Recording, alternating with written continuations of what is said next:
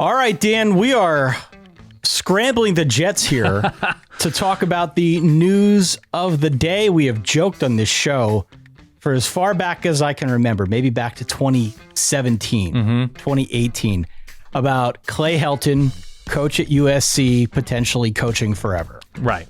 News came rather suddenly earlier today that Clay Helton would not be retained as head football coach at USC, that they were going to make a change in football leadership. Not only not retained, to the AD. he's gone. Like they're it's not like this is his final year or he has completed the year and he's now done. It's not just retained. Done. Yeah. Dunzo. Yeah. Absolutely dunzo. Fired immediately. There will be an interim coach. We could talk through that in a little bit, but as real-time reaction goes, Dan, I feel like this one came a little bit out of the blue. It's not unexpected, right, given the result that we saw after the Stanford game. And I know there were plenty of folks writing out in the LA Times, pretty much all across the country, saying as much that Clay Helton needs to go. This is unacceptable. He needs to go. He's a nice guy, but nice guys aren't going to get it done at this point. Where do you stand on this move? Right move, wrong move? Where do they go from here? I think it's the right move. I think it's complicated, and USC's history these last 20 years or so has been fascinating. Pete Carroll brought this program to an unprecedented string of successful seasons, games, national championship, or chips, depending on how you feel about the 2003 season, where it was a split national champion. I know LSU fans probably have thoughts. All I can say is this is going to be one of the more fascinating searches. Mike Bohn, the new-ish AD at USC, is not an SC guy. He is not Pat Hayden. He's not Lynn Swann. He's not Mike Garrett. Like, these are guys who have succeeded before they were athletic directors at USC. And Mike Garrett did hire Pete Carroll, though he tried to hire others like Mike Riley and Mike Bellotti before hiring Pete Carroll. And so he was famously their fourth choice. And since then, it has been a series of kind of screw-ups, just guys who eventually would become pretty decent coaches, like Lane Kiffin, who obviously was not ready to turn USC into a successful program. Steve Sarkesian, who had off-field issues, mainly the drinking, that hurt his chances to succeed at USC pretty significantly, and he was relieved of duty in the middle of the season. And then Ed Orgeron was an interim coach who had a groundswell of support, but he ultimately doesn't get the job, and then I think goes into hiding for a while, but then becomes the LSU national championship coach that he is today. And Clay Helton is given that title, and after a 2016 season in which they win the Rose Bowl, right? It was an incredible game against Penn State. Sam Darnold's an NFL quarterback. They could not match that level of success and expected success against everybody. They were blown out by Texas, blown out by Notre Dame, blown out by Alabama, Ohio State, the teams that USC fancies itself to be in the company of, just in terms of the brand size and recognition of the program due to what Pete Carroll did in the modern era. And so he's out. Even the games that they would win, they're barely beating teams that they should comfortably beat. And then the measuring stick becomes Oregon, and they get blown out by Oregon a couple of years ago with Justin Herbert and lose the last couple Pac-12 championship games.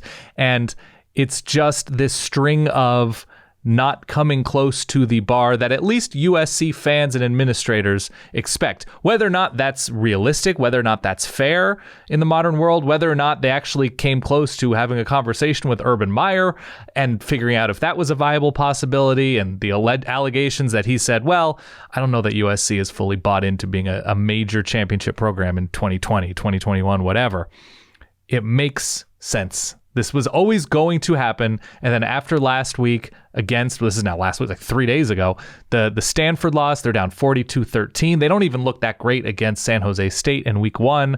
And USC has decided to get a leg up and say, okay, we're going to start vetting people. They named Dante Williams, who's a great recruiter, and reinfused the USC program with life on the recruiting trail. So he's the interim, and they're beginning their coaching search in earnest after week 2 with Clay Helton out. So it makes total sense to me, but as we've seen in the past, the USC job has not had the juice that USC administrators and USC fans feel like it does or should.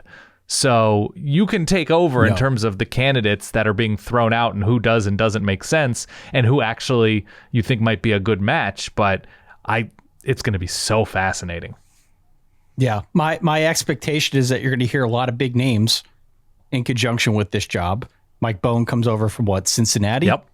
He hired Luke Fickell. Maybe Luke Fickell's a name that gets thrown in the ring. Whether or not that makes sense, who knows? We've talked on this program time and again about James Franklin. Mm-hmm. His name has come up in accordance with this job as well. Does that make sense? Who knows? There are plenty of other up-and-coming young coaches who would make sense, maybe have a little bit more familiarity with the Southern California area, but this will be a national search. They said as much when they made this announcement that Helton was fired. It is going to be a national search. And as you said, Dan, it commences now after week 2, very much going the route, maybe a more extreme version of what South Carolina did a couple years ago when they were presumably the first to fire their coach so they could go out after Tom Herman. It didn't work out. They didn't get Herman. But, the thinking then was that you get your name out there, that you're going to have an opening. We had LSU do it a few years ago with LSU Les did it Miles right. after the Auburn game. Yep. You try to be the first one to throw your hat in the ring as having an opening and see if maybe you can attract some top talent. It's probably too early at this juncture to name any candidates that make sense, though I just named 2. Are there any others that come to mind just off the top of your head at first blush? Well, sure. Matt Campbell is going to be a name that comes up even with this past week and not a great performance against Iowa, but he's a younger up-and-coming coach who took a program that traditionally has not had a terribly high ceiling and has won a ton of games and has received rave reviews from those around the program and those who have come into the program and see how he transformed the program. USC very much a program in need of transformation. Now, a different kind of transformation than Iowa State, but nonetheless, somebody who resonates with humans, and that's important at USC and on the trail, and how much talent is in USC's backyard in Southern California. I saw Bill O'Brien's name, obviously a recent NFL coach, and it's not necessarily a situation where Alabama assistants hang around forever. It's sort of they learn a new way to coach or whatever, and they learn from the school of Saban, if that's such a thing, and take those lessons elsewhere. Somebody else who fits that mold, who I think Bruce Feldman has been beating this drum. I don't know where this is, what it's based in, but Mario Cristobal at Oregon now with his success on the West Coast. We saw USC hired Steve Sarkesian away from another West Coast school in Washington. And I suppose I don't think Mario Cristobal is leaving for USC, but I also think Mario Cristobal could be one of many coaches who uses interest to get himself a raise, like James Franklin has done at least once from USC. So I think that's going to be an element of things. I mean, you name it. I think Luke Fickell's fascinating, but we're talking about a string of coaches, and I don't know if this is the most important thing, that don't necessarily have West Coast experience or necessarily even assistant coach experience or aren't from the West Coast. And that to me is fascinating. I have a list here. I don't know if you wanted to go through any of these names together of coaches who are at least first blush. Yeah, we can. One that I wanted to ask you about is Chris Peterson. Sure. A great name who was turned down by USC in favor of Steve Sarkesian. Right. Yeah. And it was said for a long time, of course, Peterson, the longtime coach at Boise, and then was at Washington for a little stint there. It's been kind of known in the world that Chris Peterson fancied that USC job. Yes. And so they went Sark instead of him, but he is now obviously not the coach at Washington. Maybe Washington wishes he still were, but he's a name that I think is particularly interesting. Yes, for sure. Who else do you have on your list? The only thing with Chris Peterson is I saw an exit interview. I think this was also with Bruce Feldman, where he talked about loving coaching football, but like wanted to go back to coaching receivers, like actually coaching football and not worrying about everything else. Not being the CEO. Right. You know, another name that has also come up in relation to this job has been Kyle Whittingham. Sure. Over the years, as a guy, again, Pac-12 familiarity, West Coast roots, has obviously had a really stable program at Utah, knows how to win in the Pac-12 South for sure. I don't know if that quite rises to the level of being a sexy hire if you're USC. That said, I don't know if you want that at this point. You just want some stability. Right. No, I mean, Clay Helton offered stability. So I think they're more after wins. after wins at this point. And that's why they, you go after Urban Meyer, you go after wins, right? And it's not the most stable situation with off-field issues, with health issues, but when there was at least smoke with the Urban Meyer conversation before, and he's gone. He is unavailable right now, as far as I can tell. I don't know how the Jacksonville Jaguars are going to be in the long term. They appeared to lose yesterday. I don't know anything about it. But what other names do we got on the list? I've seen Greg Schiano.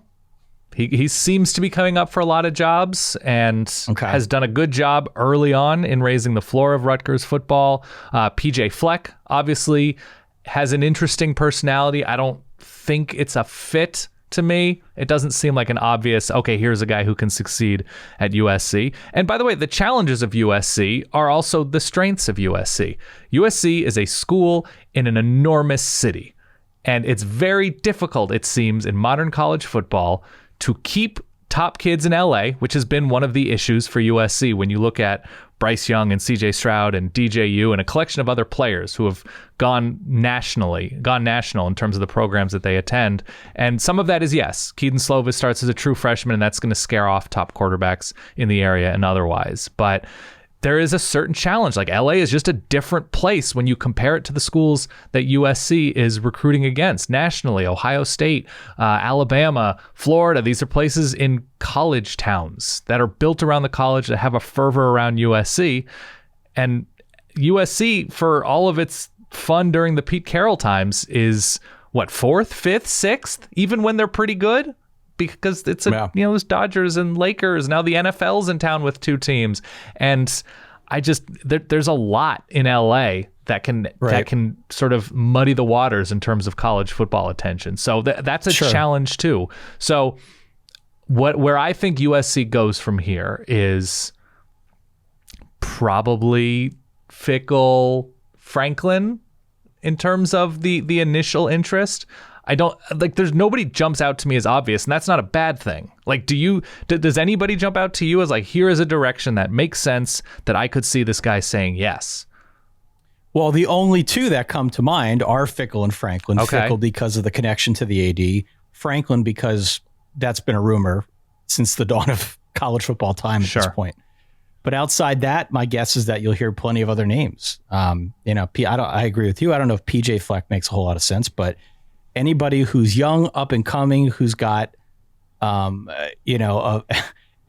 of an upbeat kind of electric atmosphere, attitude, what have you. I think they're going to be in the running for this thing. Matt Campbell, right? Even if it doesn't make sense geographically, right? If it's a name, they're going to have their hat in the ring.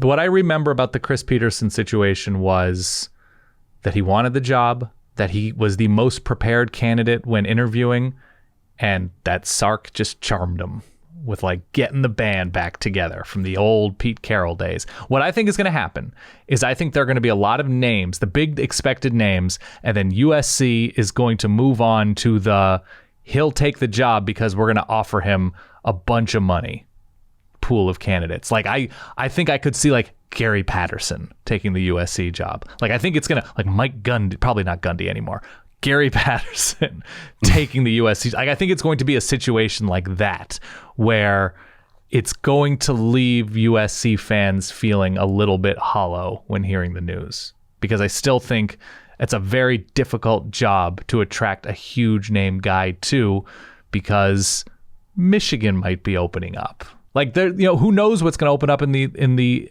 SEC? Like, could LSU open up after this year? It's not crazy to think it might.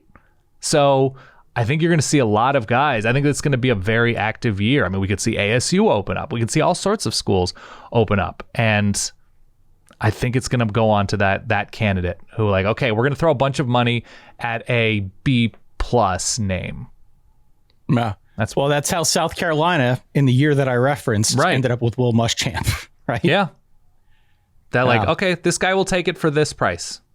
And that's where they're going to fall. But no, it's going to be fascinating, because USC most certainly has a higher ceiling than what they've shown lately. It's hard to imagine that this is a priority job right now for the absolute best up-and-coming candidates. We'll see. It'll be very interesting as we tweeted out on the Solid Verbal account, it's one of the big dominoes to fall. It's one that we knew was sort of hanging in the balance. It had taken a while. Mm-hmm. They did give Clay Helton a good long time to try and right the ship and get things going in a better direction. Ultimately, though, there was an article I remember back in January from the LA Times talking about how Clay Helton was probably not in Mike Bohn's longer term view of where the football program heads, and that's just not the AD. That was for a lot of us. But what about Justin Wilcox? Sudden. Wilcox is interesting. Coach West there. Coast guy. West Coast guy, and was an assistant there, right? There's a familiarity there, and it's both stability and a decent amount of success. Couldn't figure out offense. Hasn't been able to figure out offense in the way that I'm sure that they would like to. But that's another name, just in terms of youth and experience and location. Well, look, this will get very interesting very quickly, and we have many months of it in front of us. So please do come on over to solidverbal.com, subscribe to the show. If you want to get in on the deep, dark stuff that goes on our Discord, it's not all that crazy. But Verballers.com is where you can sign up to be part of our Patreon community as well. Much more to come on this and many other college football stories, but the big news of the day, Clay Helton out. Can you, by the way, immediately as USC coach. It doesn't seem like an accident that USC is now clearly the second most important team in LA in terms of competitiveness and interest with what has happened thus far early on in the season. Like it's a factor. It's a factor. A little bit of the keep up with the Kellys going on right now, isn't there? Keep up with the Kellys. And with that, thanks for watching. Hey, thanks for watching. Consider, if you haven't, subscribing to the channel and hitting that little bell to be alerted, and listening to the podcast at solidverbal.com.